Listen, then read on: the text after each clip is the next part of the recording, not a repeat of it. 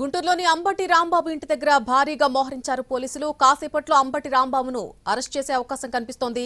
అంబటి ఇంటికి ప్రత్యేక వాహనంలో పోలీసులు చేరుకున్నారు. సీఎం చంద్రబాబుపై అంబటి అనుచిత వ్యాఖ్యలు చేశారు కాబట్టి టీడీపీ నేతలు వెంటనే ఫిర్యాదు చేశారు. దీంతో అంబటిని అరెస్ట్ చేయబోతున్నారు పోలీసులు. ఇక వైసీపీ నేత అంబటి రాంబాబు దిగజారిపోయి మాట్లాడారని అన్నారు హోంమంత్రి అనిత. అంబటి చంద్రబాబును ఉద్దేశించి చేసినటువంటి వ్యాఖ్యలపై ఆమె మండిపడ్డారు. సీఎం స్థాయి వ్యక్తిపై విద్వేషపూరిత వ్యాఖ్యలు చేయడం సరికాదన్నారు. శాంతి భద్రతలను భగ్నం చేయాలనే ఇలాంటి వ్యాఖ్యలు చేశారని అన్నారు హోంమంత్రి అనిత. రాజకీయంగా చాలా పదవులు చేసిన వ్యక్తి, చాలా సీనియర్ మోస్ట్ నాయకుడు, వైఎస్ఆర్సీపీ నాయకుడు అంబటి రాంబాబు. నేను ఇంతకు ముందు అంబటి రాంబాబు గారు అనేదాన్ని, కానీ గారు అన్న పదానికి అర్హత లేని వ్యక్తి అంబటి రాంబాబు. అంబటి రాంబాబు ఈరోజు ఒక చంద్రబాబు నాయుడు గారి గురించి మాట్లాడిన భాష, నేను ఒకటే సూటిగా అడుగుతున్నా, నీ భార్యకి కానీ మీ తల్లిగారికి కానీ ఒక్కసారి నువ్వు మాట్లాడిన భాష ఏదైతే ఉందో ఒక్కసారి చూపించి నేను మాట్లాడింది కరెక్టేనా అని మీ తల్లిని అడగండి, లేకపోతే మీ భార్యని అడగండి, లేకపోతే నీకు కూతురుంటే మీ కూతురుని అడగండి. అది కరెక్టే అని వాళ్ళు ఎవరైనా నోట్ నుంచి చెప్తారేమో ఒక్కసారి ఆలోచించండి.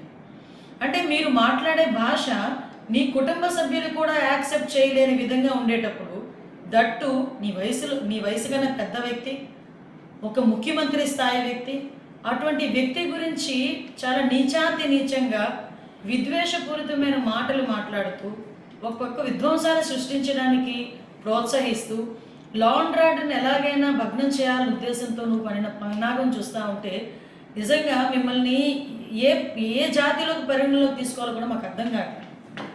ఒకటే చెప్పాలంటే నీలాంటి గురించి మాట్లాడాలంటే కూడా సిగ్గు అనిపిస్తుంది. ఎందుకంటే ఈరోజు పోలీసులు నిన్ను అడ్డుకుంటే అసలు విషయం ఏం జరిగిందో కూడా ప్రజలందరికీ కూడా తెలియాలి. ఒక ఫ్లెక్సీలు తొలగించే విషయంలో మీరు వస్తాను అంటే డిపార్ట్మెంట్ నుంచి చాలా క్లియర్గా ఇన్స్ట్రక్షన్ వచ్చింది. మీరు అదే పని మీద కనుక అక్కడ వస్తే ఇబ్బంది పడతారు, మీరు అక్కడికి రాకూడదు అంటే మీరే స్వయంగా అంబటి రాంబాబే స్వయంగా పోలీసులకి నేను గుడికి వస్తాను, గుడి దగ్గర నుంచి బయట ప్రెస్ మీట్ మాట్లాడుకొని వెళ్ళిపోతాను, దానికి మాత్రమే డిపార్ట్మెంట్ పర్మిషన్ ఇచ్చింది. డిపార్ట్మెంట్ పర్మిషన్ ఇస్తే వచ్చి దర్శనం చేసుకొని బయటకు వచ్చి ప్రెస్ మీట్ మాట్లాడి అక్కడి నుంచి 500 మీటర్ల దూరంలో ఉన్న ఫ్లెక్సీల దగ్గరికి వెళ్ళేదానికి ప్రయత్నం చేస్తే అక్కడ ఆల్రెడీ కొంతమంది తెలుగుదేశం పార్టీ కార్యకర్తలు, కొంతమంది ఫాలోవర్స్ ఉంటే మళ్ళీ లా అండ్ ఆర్డర్ ఇష్యూ వస్తుందని ఎంత నచ్చ చెప్పడానికి ప్రయత్నం చేసినా పోలీసుల్ని కూడా చాలా అతి దారుణంగా పోలీసులను కూడా దూషించి గౌరవ ముఖ్యమంత్రి నారా చంద్రబాబు నాయుడు గారి గురించి నీచమైన మాటలు మాట్లాడి ఈరోజు అతని స్థాయిని దిగజార్చుకుంటున్నాడా, అతని పార్టీ స్థాయిని దిగజార్చుతున్నాడా, లేకపోతే అతని వ్యక్తిత్వమే అంతా, అతని నాయకుడు తాలూకా వ్యక్తిత్వమే అంతా నాకు అర్థం కాదు. ఏమండి, మీరు అధికారంలో ఉండేటప్పుడు పట్టాభి గారు బోసిడీకే అన్న ఒక పదం ఉపయోగిస్తే మా పార్టీ ఆఫీస్ మీదకి వచ్చి మా పార్టీ ఆఫీస్ని ధ్వంసం చేసిన సంఘటన మీకు గుర్తు చేయాలి. ఆ రోజు ఎందుకు అలాగ చేశారు అంటే మా కార్యకర్తలకి నా గురించి మాట్లాడితే బీపీ వచ్చింది అని జగన్మోహన్ రెడ్డి మాట్లాడిన మాట నేను ఈరోజు గుర్తు చేస్తున్నాను. ఈరోజు అదే పరిస్థితిలో మా నాయకుడు అనుకుంటే ఈరోజు రోడ్డు మీదకి వచ్చి మీరు మాట్లాడగలరా? కానీ నిబద్ధత కలిగిన నాయకుడు, లా అండ్ ఆర్డర్ని సక్రమంగా పెట్టాలి అనుకున్న నాయకుడు, ఎట్టి పరిస్థితుల్ని కక్షపూరితంగా వెళ్ళకూడదన్న నాయకుడు ఉన్నారు కాబట్టే ఇంకా మీరు బయటకు వచ్చి మాట్లాడే పరిస్థితి కనిపిస్తాను. అలాగని లా అండ్ ఆర్డర్ విషయంలోనే కానీ ఇష్టానుసారంగా చంద్రబాబు నాయుడు గారిని నోటికి వచ్చి మాట్లాడితే ఊరుకుంటాం అనుకుంటున్నారా? కంపల్సరీగా తగిన చర్యలు ఉంటాయి, కంపల్సరీగా కేసు బుక్ చేస్తాం. మీకు ఒకటే చెప్తున్నా, ఈరోజు చంద్రబాబు నాయుడు గారిని ఒక మాట అంటే నేను చంద్రబాబు నాయుడు గారిని అనేసాను నువ్వు అనుకుంటున్నావేమో, కానీ గౌరవ ముఖ్యమంత్రి గారిని ఒక మాట అంటే రాష్ట్ర ప్రజలను ఒక మాట అన్నట్టే. మళ్ళీ గుర్తు చేస్తున్న అంబటి రాంబాబు, జగన్మోహన్ రెడ్డి, చంద్రబాబు నాయుడు గారు లాంటి ఒక మంచి వ్యక్తిని, ముఖ్యమంత్రి స్థాయి వ్యక్తిని నువ్వు అధికారంలో ఉన్నప్పుడు, మేము ప్రతిపక్షంలో ఉన్నప్పుడు 53 రోజులకి జైల్లో పెట్టినందుకే 151 సీట్లు కాస్త 11 సీట్లకి దిగజారాయి. ఆ విషయం మర్చిపోకు. మళ్ళీ తిరిగి అటువంటి ఆ మంచి వ్యక్తిని ఈరోజు మళ్ళీ టచ్ చేస్తున్నావు.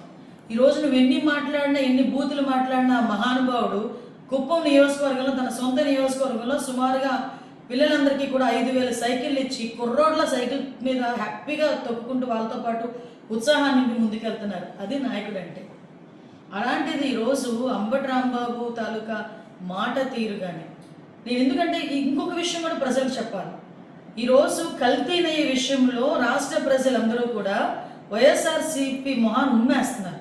దయచేసి క్షమించాలి నేను ఈ పదం ఉపయోగిస్తున్నానంటే.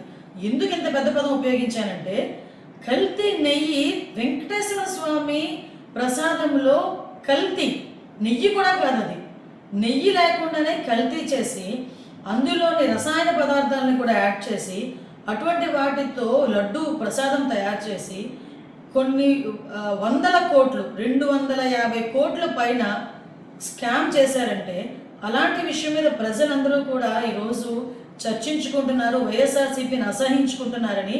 ఈరోజు డైవర్షన్ పాలిటిక్స్ చేయడానికి ఈరోజు అంబటి రాంబాబు బయటకు వచ్చి ఏమీ లేకుండానే పెద్ద సీన్ క్రియేట్ చేసి కావాలని గౌరవ ముఖ్యమంత్రి గారిని అన్ని అసభ్య పదజాలంతో మాట్లాడాడు. అఫ్కోర్స్ నువ్వు అనుకుంటుండొచ్చు నేను డైవర్ట్ చేస్తున్నానని అనుకోవచ్చు, కానీ ప్రజలకు ఎప్పుడో రిజిస్టర్ అయిపోయింది విషయం. ఈరోజు నీ సంగతి రిజిస్టర్ అవ్వాలి. నువ్వు ఎలాంటోడివి, నీ నాయకుడు ఎలాంటోడు అన్న సంగతి కూడా ఎప్పుడో రిజిస్టర్ అయిపోయింది. ఎందుకంటే మీ భాగోతాలన్నీ మీరు అధికారంలో ఉన్నప్పుడే చూశారు ప్రజలందరూ కూడా. మళ్ళీ చెప్తున్నా అంబటి రాంబాబు, నోటికి వచ్చినట్టు మాట్లాడతాను. చంద్రబాబు నాయుడు గారి గురించి, లోకేష్ బాబు గారి గురించి, పవన్ కళ్యాణ్ గారి గురించి ఎలా మాట్లాడినా నాకు చెల్లిద్ది అనుకున్న రోజులు పోయే.